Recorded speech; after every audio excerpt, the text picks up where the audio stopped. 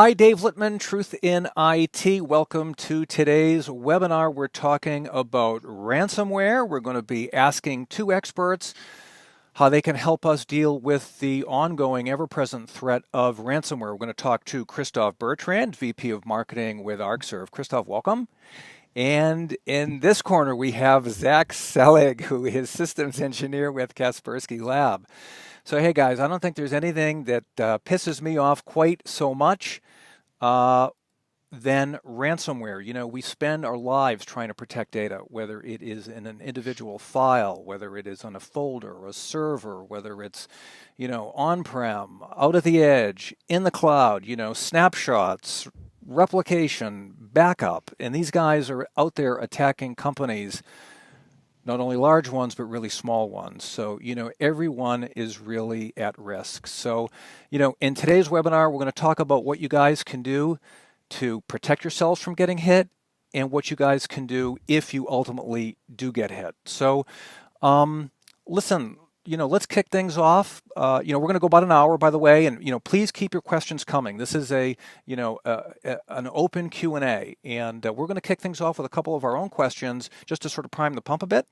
But we want you to keep your questions coming, and we'll take them in as we get them.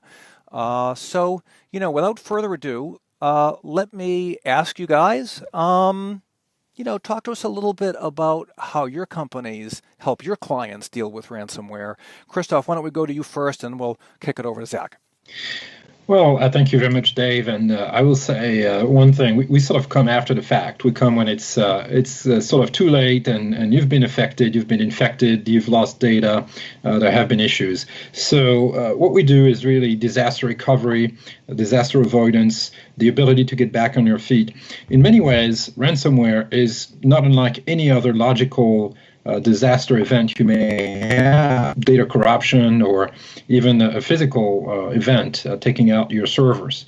At the end of the day, you end up in a position where the data you're using, the applications, the hypervisors, all of that stuff is unusable, and you essentially have to be in recovery mode.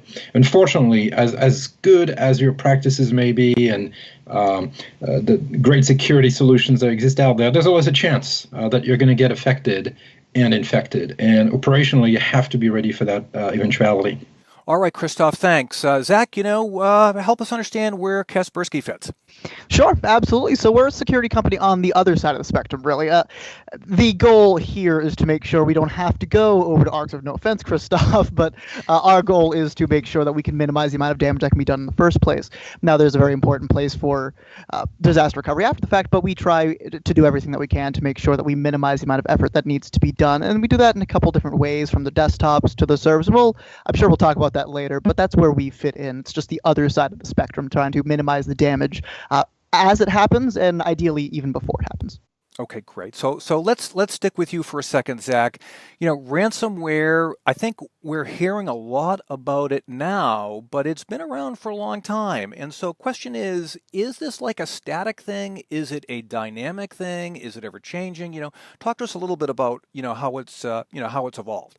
Sure, absolutely. So ransomware as a concept, I'm going to say, is relatively static. The idea of taking data, holding it for some sort of ransom, has always been one of the main goals of malware in general, depending on its form. Nowadays, we're seeing a lot of crypto malware, but in the past, it was just, a lot of it was scareware. They would say, oh, well, we're holding your data ransom. If you don't pay this, we're going to delete it. In reality, they didn't have any power, but nowadays we're seeing that they actually do. And of course, that started with things like CryptoLocker, and later moving on to Locky and other types of ransomware as well. Whereas they were actually encrypting the data locally on the drives, they'd keep the recovery keys off in the cloud somewhere, you'd pay the ransom, and ideally you'd get your keys back. Nowadays, we are seeing it move towards actually ransomware as a service. So we're not just seeing people develop the ransomware, we're seeing people that want to just make any amount of money they can pay other people to do the ransomware for them. So it used to be very smart people making very malicious software. Now we see a lot of people just with money, basically hiring the people with all of the knowledge to kick all the software around. So malware as a concept is static. It's always been a thing. But the actual implementation of the ransomware that we've been seeing a lot recently, that is ever evolving. Oh, this is just pure evil. This just pisses me off so much. Okay, so good thing is we are getting some really nice questions coming in. So keep the questions coming. Christoph, what have you seen? in your career or recently, with Arcserve in terms of this evolving threat? Well, I think in the past few years, it's been very, very clear there's been an acceleration of attacks, successful attacks, as a matter of fact, which in a sense has been a great thing for backup vendors, because people realize all of a sudden, well, how do I get back on my feet from this thing? And I think, I certainly 100% agree with Zach. You never want to use us, okay? You don't want to use us when you had a ransomware attack, because that means your security has failed, your practices have failed up front, something has gone wrong. But the truth is, you never know. Something may be also associated with social engineering. You can train users all you want. It's going to get through. And we've seen a lot of targeted attacks in the past few years. Many of our users have literally thanked us for saving their rear ends because they were able to recover from those attacks. And I would say that it is definitely created a lot of interest or renewed interest in this sort of like old thing that backup is. And the truth is, it's not backup. It's not backup. It's about recovery. It's about recoverability. It's about understanding your metrics for recovering quickly. It's also about understanding what happens in an attack. When do you know you have a problem? How do you fix the problem? And how do you recover? There are so many possibilities. And I think it's really having that perfect connection between the processes, the people, the security layer on the technology side, and then the disaster recovery layer as well on the technology side. And all of that is easier said than done. Well, it's interesting, as the threat has evolved, so too, thankfully, have the solutions, whether it's on the preventative side or, unfortunately, hopefully not after the fact, but, we've got to stay one step ahead of them. So having, this great technology is really what is helping many of our viewers here today. So with that being said, let's get to a question that I'm sure you guys get all the time. Christoph, we could start with you. Okay. You get infected by ransomware. Should you pay? Good one. I mean, should you? What do you do? So I think the first things first. If you have the recommendation is do not pay, because all you're doing is potentially encouraging people to come back and do more, and you're sending a signal that something is wrong with your infrastructure and you can't handle it, and therefore you're a great victim that can be victimized again. So I would say the natural answer is no. The reality is a lot of organizations will pay because they realize their backups are inadequate, they can't recover, something has gone really wrong, and they just have no choice. So recommendation is in principle no, but the point is that if you do everything by the book in many ways, right? You have the right, the right processes, right training for your end users and your administrators, the right best practices in place for security as well as predictive security, and of course disaster recovery. Then, candidly, you won't even ask yourself the question. It will not be a happy day because you have to go through a recovery process and mitigate the attack, but at the same time, you won't have to use that sort of sunk money for paying in ransom. Rather, why don't you use that same amount and invest it in training and in technology, so you never have to worry about this. Yeah, so pay it up front so you don't have to pay it later. Pretty much. Yeah, okay, so the vote is in for we don't negotiate with the data hostage takers, Zach. What say you? I wholeheartedly agree with Christoph on the front end. Of course, every time you pay a ransom, this emboldens these criminals. They continue to make. The reason ransomware is so successful is because it pays very well. That said, sometimes you don't have a choice. When you get hit with ransomware, if the worst case scenario does happen, you lose all of your data. The first thing you need to do is identify your losses. And if you can enumerate those losses and find out exactly what you lost, the question you need to ask yourself is, can you afford to take that loss? How much is your data worth to you? If you do get hit with ransomware and you have no backups and you can't restore that data, or it will take dozens or hundreds of hours, days, even months to recover it, it might be worthwhile to pay the ransom. Again, it does embolden the criminals, but again, I do agree with Christoph. Pay first. Make sure that you have your security in place so it doesn't happen. But worst case scenario, how much is your data worth to you? Can you afford to take the loss? Yeah. Okay.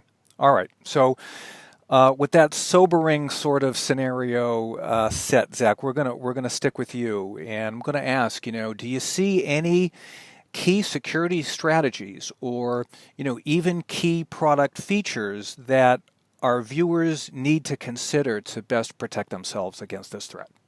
Absolutely. And I would say the key strategy that most people need to look for is that you need to maintain a multi-layered approach to security, starting with your users, continuing on to the network, all of your endpoints, your servers, and continuing on to the backups as well.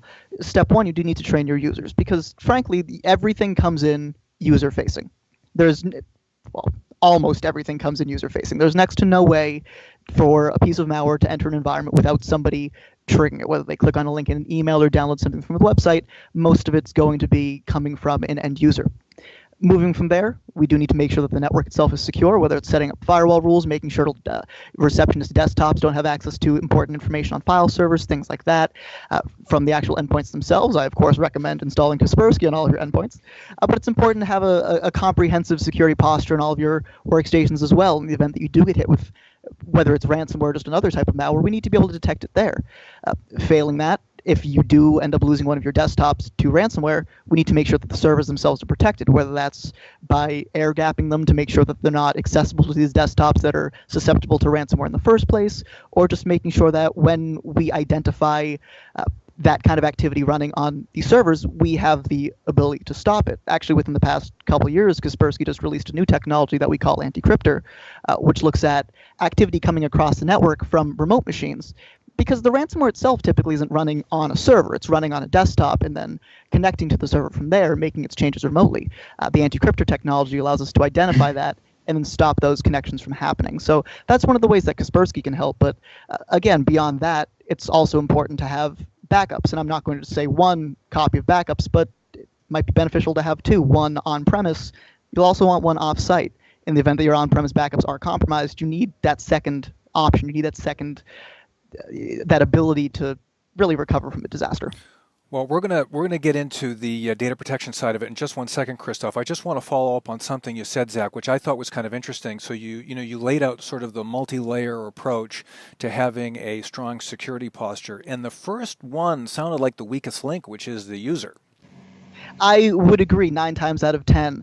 Obviously there are a lot of very good antivirus, anti-malware products on the market, Kaspersky being one of them, but 99% of the things that Kaspersky or anybody else would catch come in because a user invited into the network. So what happens a lot of the time is not everyone is as technical as you or I might be. We have a lot of people, like I said, receptionists, we might have accounting people, we might have even lawyers. Their background isn't in technology. They might, for lack of a better term, they might be a little bit more naive when it comes to trusting whatever they might see on the internet. So the best thing we can really do on the front end is train all of our end users to be a little more safe when it comes to browsing the internet and reading their emails, making sure they're less susceptible to things like phishing attacks or social engineering or just anything along those lines. Everything does generally start with the user, and it helps to try to nip it in the bud there as well. Yeah, so there is probably a whole training regimen that folks can implement for their users so that they, are a bit less of a weak link, I guess. Christoph, let's talk about, the disaster recovery process. Where do you see, I guess the weakest link, or what do companies need to consider when they're setting up their DR process to help them, mitigate potential effects from a ransomware situation? Exactly what Zach said. Understand what your data is worth. You really have to think through the criticality of the applications and associated data sets that go with the applications in question. And based on that, you can determine the level of protection you should apply and what's more critical.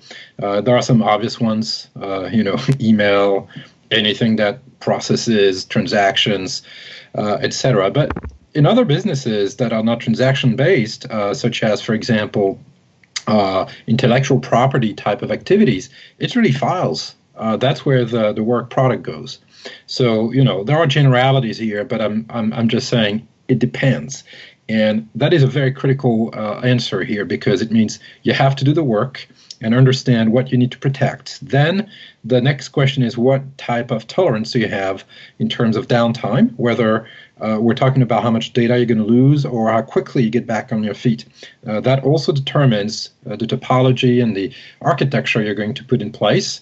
There are many things you can do. Certainly having data offsite maybe even in a public cloud type of environment is a great way of shielding, if you will, the backups.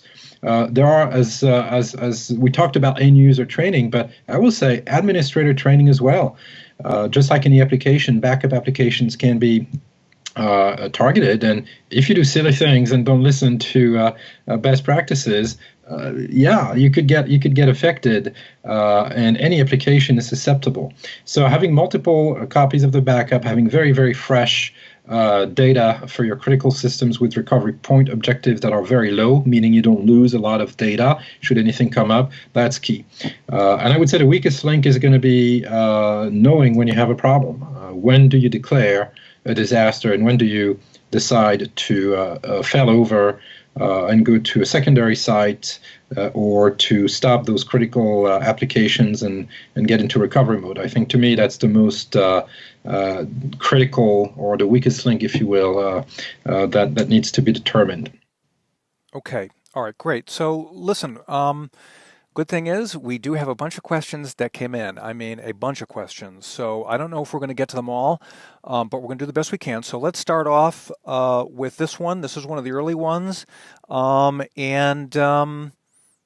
Basically what they're asking, and I'll throw this out to both you guys maybe, but we'll go to you first, Zach. It's what should, like, the very first thing that we should do if we get hit. What's the first thing? So we realize that, like, our hair is on fire and our data is now being held for ransom. What is the first thing you would recommend that our viewers do? Sure, it absolutely depends on when you identify this problem. If you catch the ransomware while it's actually currently executing, you can't stop it, but you know that it's executing. Find where it's executing and remove that machine from the network. Don't turn it off, but remove it from the network. This minimizes the attack surface. This makes sure it can't spread across the network, for assuming that's the only point of infection, and it more or less localizes the infection to that one system. Then you can do what you need to restore that one system, whether it's do a reimage, but it hasn't spread to the servers, it hasn't spread anywhere else, and we've effectively nipped it in the bud at that point. Worst case scenario, if you come to work at 9 a.m. and you say, oh, all the data is gone, at that point the first thing that you need to do is identify your losses. And I alluded to this before, the very first thing you need to do when you get hit with ransomware is identify how much the data that was encrypted is worth to you, identify what was lost, and identify your options. Whether those options are recover from all of your backups, go into that disaster recovery procedure, recover it manually, go through and just recreate all the data that you had, or if it's paying the ransom, only you can say what the proper decision is, but that's what you need to do first. You need to identify what the losses were, what they were worth to you, and then how you're going to proceed from there. Let me ask you a follow-up question, Zach. I come out of the data protection world, and I know Christoph does too, more on the on the backup side. And we used to develop a whole cookbook called a run book. Where it would be the whole list of steps that you undertake in the event of a disaster to recover. And I'm wondering, from a security perspective, if a ransomware attack hit, are there, in your opinion, a recipe of steps that one would take, even though we know the first one is to isolate and quarantine a system? Sure. So maybe not in the same way as far as data recovery is concerned, but definitely from my perspective, when you get hit with, whether it's ransomware or another type of malware, if you get hit with some sort of infection that causes a lot of damage to your network, really what you need to do is reevaluate your security posture, figure out exactly where it came in, and find what you can do to patch that hole. Moving from there, if it exploited another vulnerability in the environment, figure what you can do to patch that hole. It's just moving down the line, following its tracks, and then patching them in, so hopefully the same thing doesn't happen again. Okay. Great. Christoph, let's swing things over to you.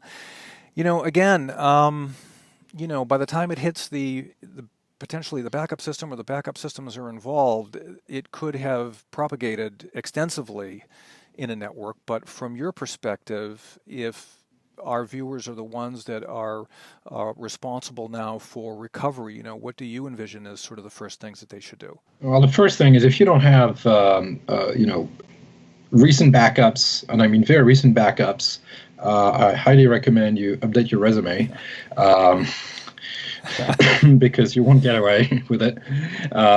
Now, hopefully you've watched us, you've listened to us, and you have a whole set of policies in place.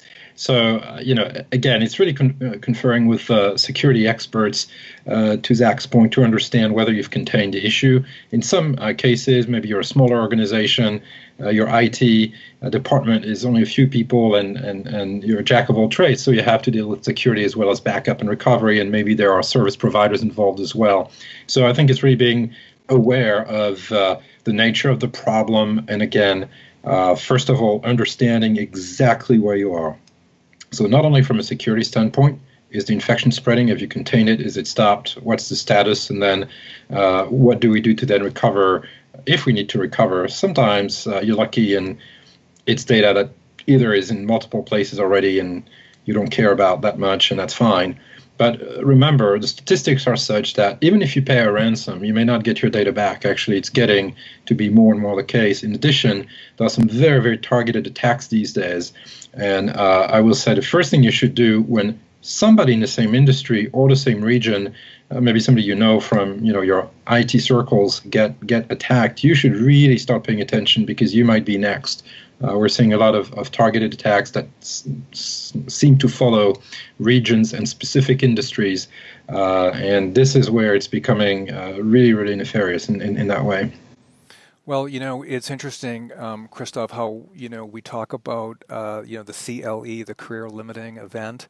But, it can actually be, I think, the reverse, right? A career building event, right? So Absolutely. we got hit by ransomware and we put the processes in place to protect ourselves.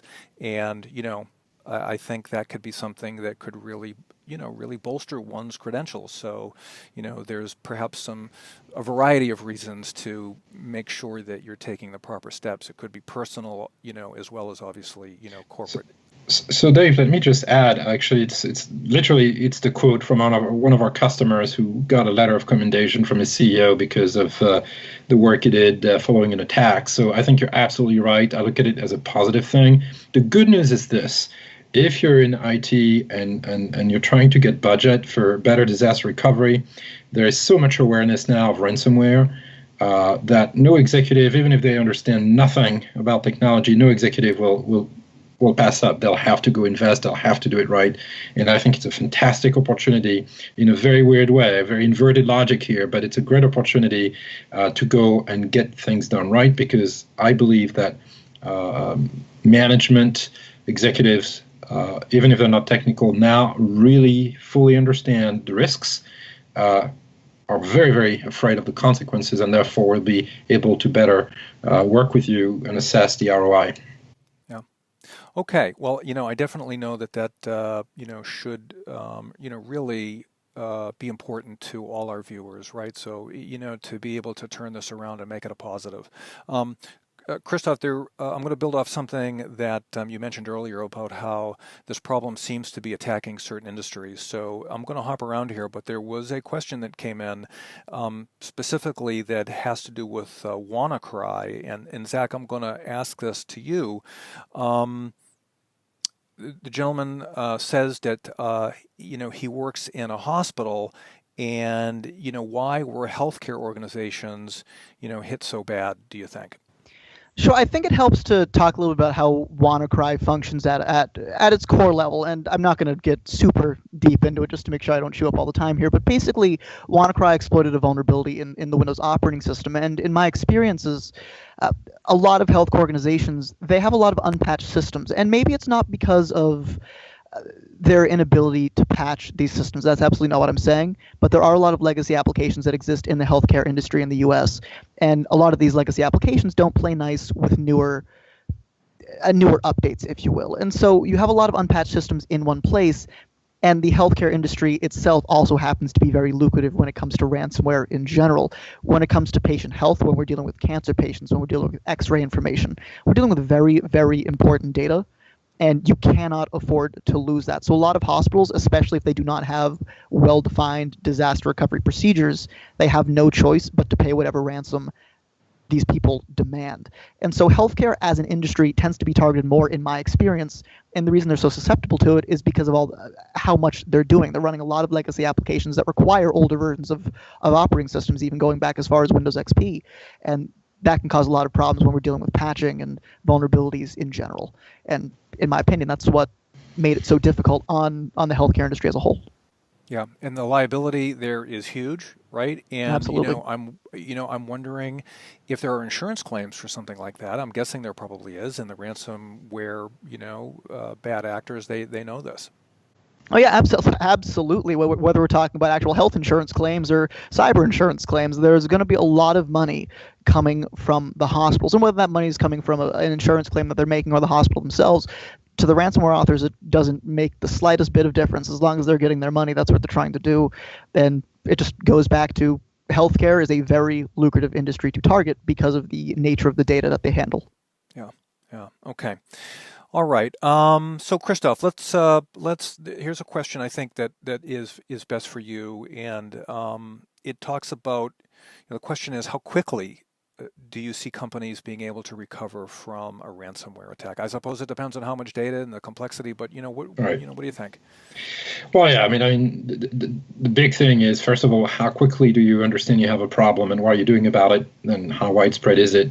Secondly, is how much data are you recovering, and are you actually failing over to a secondary site where you have non-infected data, or at least you've been able to contain the issue to a specific server, for example. One of the things we can do that's really cool is if, say, you have a bad server and you've identified it, and and whatever the reason may be, but ransomware might be the reason why it's become unavailable and its data is just not usable. We can literally in our cloud take over the IP address of that server on premise and run from the last backup by essentially firing up a virtual machine. So there are some cool things you can do that are disaster recovery type of scenarios here. But I will say that really the time it takes and is going to be a factor of, first of all, when have you identified the problem, declared a disaster? Secondly, what is the extent of it in terms of systems and data? And thirdly, what is your story for disaster recovery to begin with? Are you leaning more towards higher availability where you have built those possibilities or capabilities in? Or are you going to be trying to recover from a day's old backup or hours old backup, which may or may not be on premise? So all of these factor in. By the way, I think it's also important to note that there is just not one answer. You might be perfectly fine recovering from on-premise data because it hasn't been affected, or you might think it's too much risk because you haven't controlled the attack, and you may be better failing over to another site where there's no conversation about what's going on because it has been shielded. So pretty much a non-answer, Dave, but I think what it shows is that it's really about the planning process that goes in the preparation phase. Yeah, and it sounds like the investment too, right? So like the more detailed investment and attention you give to it at the deployment stage is directly proportional to how quickly you can recover from something like this. And testing. I mean, it's about testing and getting better at it. And again, what applies to ransomware applies to pretty much anything else. I mean, you could have a massive failure of your data center for whatever reason. For some reason, some servers are not water cooled. They don't like sprinkler systems. Some mainframes used to be, but not every system is. So, I mean, you get the idea. So many things could happen, but ransomware for sure is, if you look at the list of risks of what could affect your data from a logical corruption perspective, which is the way I like to position it here, very likely ransomware. I mean, I'd be shocked if ransomware were not by far the top risk today. And I'm very sure it will be the top risk for the next few years for all the reasons we've talked about. Okay. All right, great. So here is another question that came in, and holy moly, I'm not sure we're going to get through all these, but this one is kind of cool, I thought. It has to do with WannaCry again. So Zach, we're going to throw this one over to you, and the question is, there's if there's a kill switch in WannaCry, why should I even care about it anymore? And that's a very, very good question. And I think the reason that we should continue to care about WannaCry, even though a kill switch exists, is not actually because of WannaCry itself. The techniques that WannaCry used and continues to use exist in all different kinds of malware. WannaCry, of course, being one of the most recent ones, but the concept of exploiting a vulnerability in a system for some sort of financial gain or malicious purpose, that's not old. Or rather, that's not recent. It's something that's happened for a very long time. And so the reason we should continue to care about WannaCry is specifically because it's recent and it allows us to really revisit all of these different concepts. Even though WannaCry itself has a kill switch, the next one might not. And the lesson that everyone should take away from WannaCry is the importance of making sure your systems are patched. If you aren't vulnerable, if you don't have these vulnerabilities in your systems, if that exploit doesn't exist to be used, you're effectively safe from these kinds of attacks, at least through those methods. So anyone who had the patch for WannaCry, anyone who didn't have that vulnerability in their system, didn't get hit with WannaCry. Anybody who had the patches for, say, the Heartbleed, back when that was happening, they didn't have that same issue. As long as your systems are patched, it's an additional layer of protection, and WannaCry itself may have a kill switch, but the next one may not. Yeah, no, makes sense. Makes perfect sense. Okay.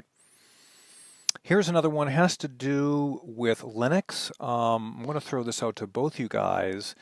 Question basically is, if I'm running Linux, am I safe? So, Christoph, why don't we throw that one to you first?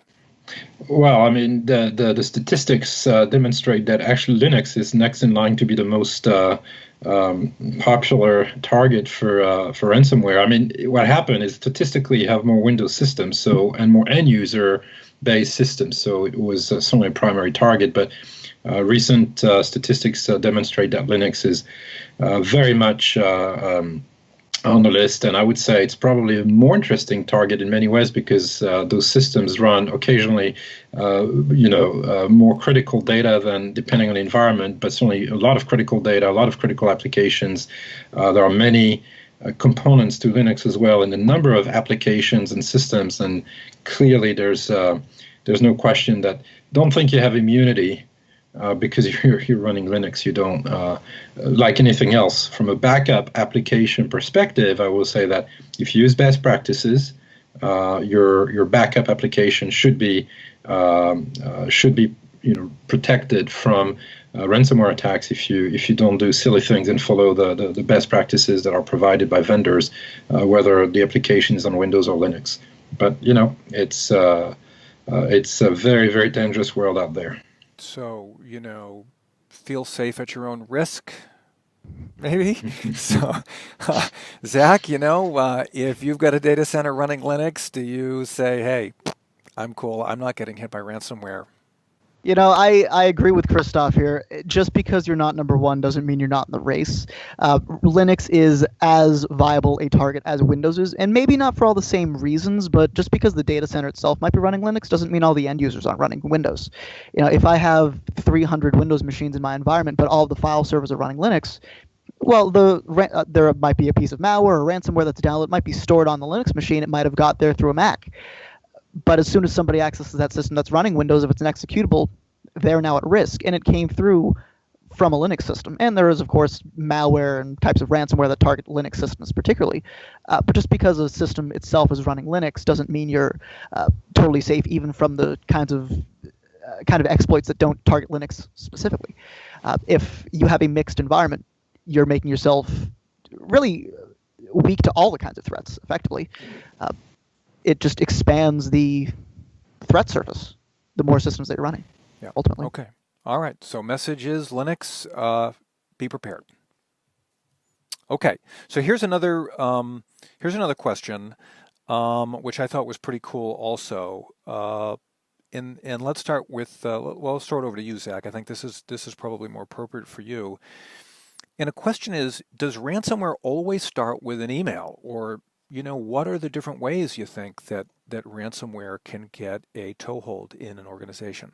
Sure. So email is, of course, one of the most popular ways for ransomware to wind up in an environment, but it's far from the only way that ransomware winds up. Of course, it's the same story that everyone's heard a million times. Oh, there was this email that came through the entire environment, someone downloaded it, and all of a sudden everything's infected with ransomware. That said, it's not the only method that something might come through. There have been cases where you've just been on the wrong website at the wrong time, whether it's an infected banner ad, social engineering. Maybe you've picked up something someone gave you a flash drive that was infected, wherever that came from. It could have come from another environment entirely. You plug it into your environment, all of a sudden you start running things on it. You have ransomware. Ransomware is as varied as the different attack surfaces there are. Email, of course, being very popular, but through the web, through database systems even. There's no limit to the number of ways that it might come in. If there's a way for a file to enter the environment, ransomware can exploit it. Okay, Zach, great. I cannot get over how many questions we have coming in here. It is amazing the sort of the fear and the concern that people have with ransomware. So, Christoph, here's an interesting one. I think, maybe for the, first part of our webinar, we've been talking about how to protect the online systems from being infected and how to recover in case they are infected. But the question is, can the backup files themselves get infected? There's always a risk. It's just another application. It could even be targeted. I've heard of certain vendors being targeted where the files were deleted. The reality is if you do not follow the strict recommendations that vendors provide in terms of what type of access you provide to the backup application, where the data is stored, who has access to it, then there's always a possibility. In many ways, the backup application has to be even more shielded than any other application. But the other thing is you have to have multiple copies of the data, multiple copies of the backup, multiple locations. And again, remember that it could be another disaster that strikes your data center and that backup server is gone for whatever reason. So the best practices from disaster recovery, from all those years of disaster recovery, also apply in this context of ransomware. But I would say that there is definitely a risk. And again, every application can be targeted. I think that's very clear, and backup is just another one of those critical applications. That is, for me, so scary to think that even the backup files themselves can be either held for ransom or deleted. It's just unbelievable. It's unbelievable. But again, if you prepare, if you know that, really it's not such a big problem if you know that you have that potential vulnerability. If you have multiple copies, multiple backups, multiple recovery points, maybe you leverage a cloud provider, a public cloud provider, private cloud, it doesn't matter. You can literally have another copy of your backup engine running somewhere else that can take over the recovery job should the primary backup files or be affected, or just access to that server become compromised. Remember, when you get, and certainly something that Zach can probably cover, but when you start getting infected, the last thing you're going to do is run a recovery on an infected network. That makes no sense. You would not want to do that because you could keep perpetuating the problem, and you know what else you're doing at that point. So, that's why I think, there has to be a very focused process and cool sort of thinking applied to the issue here. And again, remember, every application, if it's critical to your business, is going to be a target. There is no question about it. Okay. All right. So, invest, design up front so you'll be protected later. Correct. All right. So here is a question. Christoph, we're going to send this one over to you. And it sort of, in some respects, reminds me a little bit of the Linux question we had a few minutes back. And so this question is, if I store my data in the cloud, is it safer? It's part of the strategy, I think, these days. There's no question about it. Is it safer? Well, it's going to be, from an on-premise perspective, yeah, it's safer because it's unlikely that the ransomware will attack both your cloud provider, which very likely has very advanced protection capabilities, especially if you're a mid-market company. You're dealing with data centers that are built for enterprise environments or that have the same sort of requirements in place where your own data center may not have all of those refinements, well, by definition, the data that's in the cloud, if it's with a reputable vendor, is going to be extremely well protected with very different processes, which would make an attack on one location very unlikely to succeed in another, especially a cloud one for a very, very experienced provider. And they get a ton of attacks, so they know their environment well. The other thing is, as I said, having copy in the cloud, a very smart thing to do. When your on-premise environment becomes unavailable, go spin up those backup copies and the backup server in the cloud and recover from the cloud or run from the cloud even if you have to. So I would say safer probably because you're dealing with, if you're a mid-market company, you're likely dealing with a secondary location, which is a good point. So that's safer for sure. And number two, very different infrastructure. So that makes it safer as well from my standpoint. But I think this is definitely a question for Zach as well here, since this is really a security question in many ways. Okay. Yeah. So Zach, what do you think? In your experience, is cloud making things safer? I would say one of the most important things to remember about cloud systems in general is that the cloud is really just somebody else's network. So the security of a cloud system, the security of putting all your backups in the cloud is only as secure as that other network. As Christoph mentioned, many of these providers have years of experience doing it, and they are very, very well protected. But it's just another thing to keep in mind. While your own network may not have the same level of security as this cloud system, it's important. Just redundancy of data is the point I'm trying to get to. I find it to be very important to have redundant data, on-site backups, off-site backups, cloud backups. It's all part of a proper disaster recovery plan. And you cannot put all your eggs in one basket in this case. It's just very important to make sure that everything is separated. The more obfuscated it is, again, the more protected it's going to be. Okay. So here's another question that came in, and this just came in because I think we've been talking about mid-sized businesses and we've been talking about healthcare organizations, but this question is: I run a smaller business. Do I need to worry about ransomware? So Zach, let's stick with you, and then we'll send it over to Christoph, get his thoughts. Sure, absolutely. So when it comes to smaller businesses, I know there is this school of thought that says, well, because I'm a smaller business, I'm less likely to be attacked. That is true to an extent. As a smaller business, I find that you are less likely to be targeted. You are not less likely to be hit. There are plenty of ransomware authors that don't go out and specifically target certain companies. They just blast out their emails. They upload whatever they can to any kind of website. They do whatever they can to affect as many people as they possibly can. Their targets might be the larger industries, but the smaller industries also get caught in the crossfire. So just because you have a smaller network doesn't mean you're any less likely to be infected. It doesn't mean you're less likely to be hit. It might mean that you're less likely to be targeted. But in these cases, the targets almost don't matter. There's a huge amount of crossfire going on when it comes to ransomware and malware in general. And just because you're small doesn't mean you can afford to skimp on security. Okay. Christoph, any thoughts about, the small business versus some of the larger ones? No, I totally agree. I think it's if you're looking at the more targeted attacks that require more work on coming from obviously criminals who are spending and investing time, maybe they're going to go for the higher price, the maybe the healthcare, the type of environments or the public utilities, whatever the case may be. At the same time, many of the attackers are equal opportunity offenders. They will just cast a wide net. And if you're a small business, think about it this way. How much is your data worth? And I will tell you, it's worth everything to you. Have a good backup. Yeah, it's just unbelievable. Because look, if you're a small company and you get hit by it, it can be devastating. Absolutely. You may never recover. Okay, so here's a question about a decryptor. So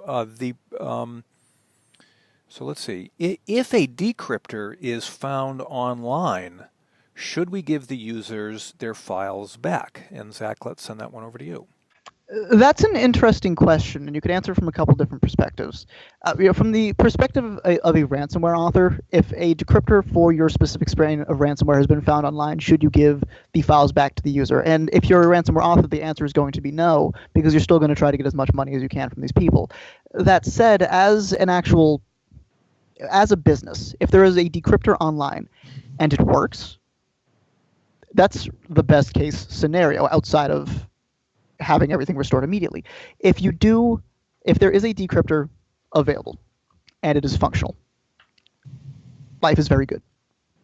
If there's a decryptor available and it's not going to work, you can't just assume that's where it ends. And I apologize. The question is worded a little strangely. From what perspective are we giving the files back? If there's a decryptor online, and like I said, if it's functional, you do by definition get your files back from running the decryptor. If that is the purpose of the decryptor itself, if it is a functional decryptor. As a ransomware author, you're probably not going to do it, but it's the question, I think, is a little odd. The wording's a little strange, I find. If you have clarification, I'd be more than happy to revisit it.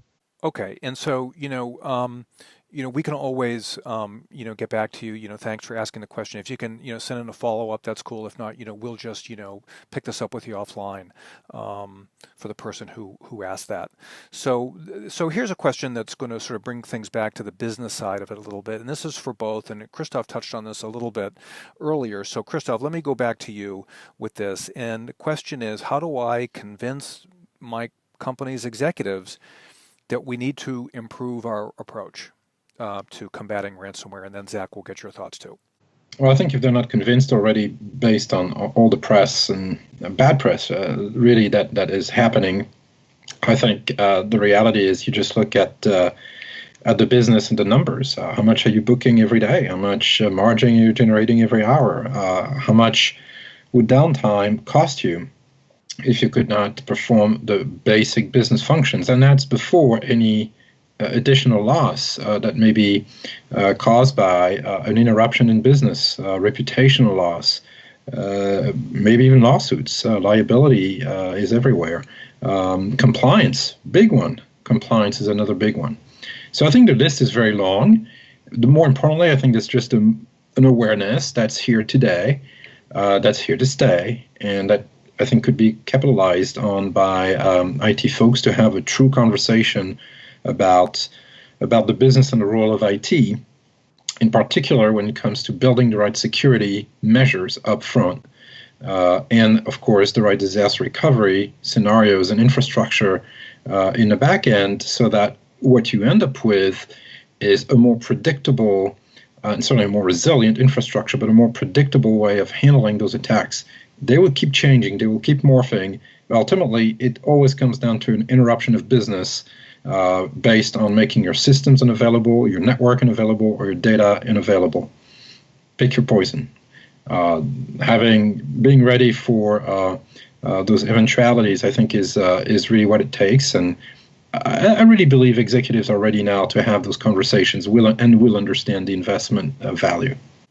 And you can probably, as an IT professional, make the case this is not a technology, it's not necessarily a technology argument, right? So, for example, they could involve legal counsel, HR, some of the other departments to, understand the threat and why their data and their aspect of the business is at risk as well. So, Zach, what are your thoughts on that? How do you think that there are strategies that our listeners and viewers can use to approach their executives?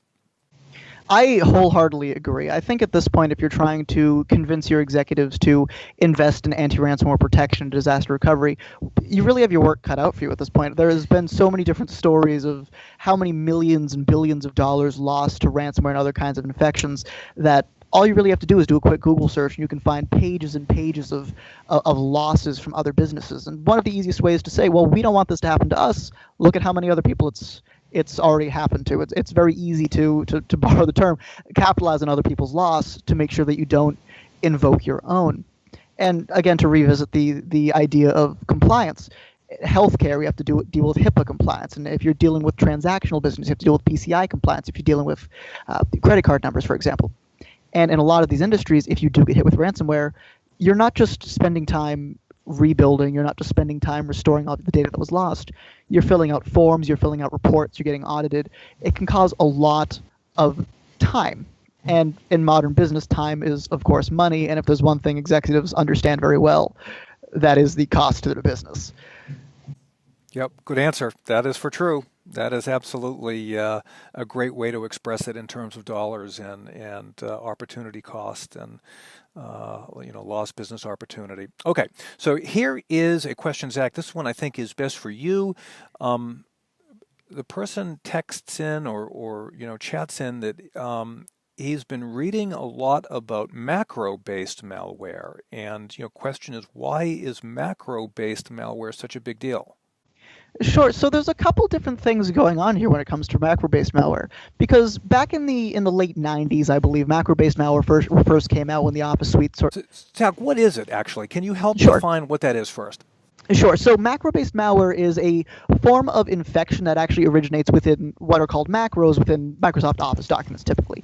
So back in, I believe it was the late 90s, Microsoft included the ability to include macros into their Office documents, which allow you to write basically a program within a file. And so you'd open this file, it would automatically start executing, and you were powerless to stop it. In later years, they eventually introduced safeguards to make sure that wouldn't happen. You'd have to manually enable the macros, but what I saw was that for a while, it wasn't really something that happened. Macro-based malware kind of went away for a little bit. And in recent years, I found there has been a resurgence. And the reason that's so interesting now is with a lot of endpoint vendors, we're moving away from the traditional signature and definition-based methods of detection, which is largely ineffective when it comes to macro-based malware, because the actual file itself looks to be clean. It's the program within the file that's causing this infection. And so and one of the reasons that is such a problem nowadays is it kind of goes back to user training. We as people are not suspicious enough when it comes to those Word documents that might come through, to those PDFs that might enter, to those Excel spreadsheets that you might see every day. In a really busy business environment, it's very hard to go through and say, well, is this file safe? Okay, I'll open that one. Is this file safe? Well, I don't know. Frankly, you don't have the time. And so a lot of the damage that comes from macro-based malware comes to, one, lack of time, but also the immense familiarity that most people have with these different documents. They see a Word document, they assume it's safe. They see an Excel sheet, they see it's safe. They open it, it might ask if they want to embed macros, and I know I've been guilty of this in the past, as most everyone has. If you see a box on your computer that says yes or no, you're going to click yes 99% of the time. So all of a sudden it asks if you'd like to allow the embedded macros to run. You click yes, that macro runs, and there's nothing you could do to stop because the file itself wasn't actually infected. Yeah. Okay. So listen, we've only got time left for a handful of questions more. So, again, if we didn't get to your questions, someone from Kaspersky or Arcserve will get back to you. So I think we've got time for just, maybe 2 or 3 more. So let's throw this one out to both you guys. And Christoph, let's start with you, then we'll swing it over to Zach. So question is, if malware sits undetonated on my network for a while before spreading, what do I need to do? And does that change how I would recover? I guess if it's sitting undetonated, can you know about it? Is there a way, for an anomaly detection or something? Well, so from the perspective of the backup and disaster recovery vendor, really, no, it doesn't change anything for us. If there's no recovery process you want to start, if it's sitting idle and sort of dormant, we don't know about it. This is definitely where having the right type of security solution in place is going to help you root out those type of malware attacks. For us, again, we come in when the attack has happened, you've lost data, now you need to recover. One thing, though, is it's important to understand what it is and where it's coming from, because the last thing you want to do is maybe protect that, back it up, and then when you restore that same dormant malware. So you want to make sure you can root it out wherever it is. Okay, great. So Zach, let's ask you the same question, and we've got a couple more I think look best for you too. So go ahead, and then we'll get you those other questions. Sure thing. And so I would agree again with Christoph. I think one of the most important things to keep in mind when we're dealing with undetonated malware that might have been sitting dormant on an environment for a very long time is the ability to identify it after it started. When we're getting to the more advanced and maybe specific types of incident response, if you can identify what it was after it executed, you may be able to identify where it was first And then from there, you may be able to infer where it came from, how long it's been on the system. And so part of that is if you're dealing with disaster recovery, can you exclude that from the backups? Make sure we're not taking down everything that was malicious with everything that we wanted to save. Of course, a lot of this can be offloaded on the front end, and that's the importance of having a good endpoint product in place. When you're downloading these new files, whether they're from email, from the internet, or from some other method, it's important to make sure that everything's being scanned for anomalies. If they're malicious, it's important to make sure that you know about that. So whatever you end up using for an endpoint system, make sure it's up to date. Make sure that you're doing those regular scans, because it's entirely possible if you're using something that's just definition-based, it might miss it the first time, but a future update might catch it. So it's just important to scan, rescan periodically, make sure that everything is as up to date as possible, and use the best tools that you have at your disposal to identify whatever may be dormant. Okay, awesome, Zach. So there's 2 more questions. Again, I think we're going to only have time for 2 more. I mean, there is a ton more, but we're going to send, I think these next 2 are really a great way to close things up on this webinar. So the first one is there a patch for WannaCry? And if so, where can I find it? Sure, there is a patch for WannaCry, and you actually are able to find it in probably the easiest place to find it, Windows Update. The WannaCry itself, as I mentioned before, did exploit vulnerabilities within Windows. Those updates are available directly from Microsoft themselves. I know there were a lot of news articles in the days after WannaCry placing a lot of blame on Microsoft for maybe withholding this patch, but nonetheless, the patch is there. It is available. It is freely available through Windows Update or directly from Microsoft's website. Okay. And there is a question about ransomware as a service. I know you mentioned this earlier. Is it more dangerous than standard ransomware? Sure, and I would say that inherently it is not necessarily more dangerous than standard ransomware. The techniques that they're using on the back end are similar. So from an infection standpoint, they're very similar tools. However, from an accessibility standpoint, it becomes a lot more efficient, if you will. Kind of like I mentioned before, originally malware was written by the people with the know-how to actually develop these kinds of malware and then deploy them to all of their targets. Nowadays, with ransomware as a service, you have a lot of people that are very smart. They know how to write the ransomware, and they can say, well, I don't want to deploy it. I'll let somebody else do it. So they can offer it up as a service. They'll sell it to somebody else, and it's then their job not to develop it. The hard part's already been done. They just need to send it around. So ransomware as a service, from a programming standpoint, from an infection standpoint, from a damage standpoint, isn't necessarily any more infectious. It's not necessarily going to do more damage. However, it is very, very easy to spread. Anyone who wants to spread it can, as long as they have the seed money to buy the bot kit, basically. Okay. All right. So hey, let's sort of close things up, I guess. We're just about out of time. So Zach, why don't we stick with you? Tell us about where we can find some additional resources, maybe associated with Kaspersky, and then Christoph will ask you the same question. There's a website we know of called ransomwarewatch.com, and if that's something that you got, that you'd like to talk about, so go ahead, Zach. Help the audience know where they can get more information and more resources. Sure, absolutely. And I was actually going to mention ransomwarewatch.com. It's a very, very useful resource, especially like I mentioned before, one of the important things to understand is training. Ransomware Watch is an excellent, excellent resource for learning more about ransomware, training your staff about the dangers of ransomware, the different ways to protect against it. From a Kaspersky standpoint, I'd also like to mention we do have our own website called nomoreransom.org. We've actually developed that in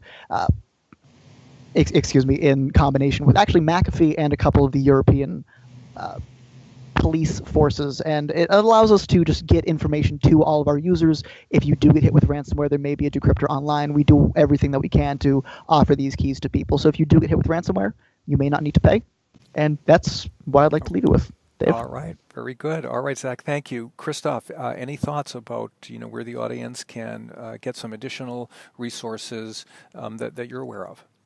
Yeah, I mean, ransomwarewatch.com, definitely a great site to check out. Lots of resources there.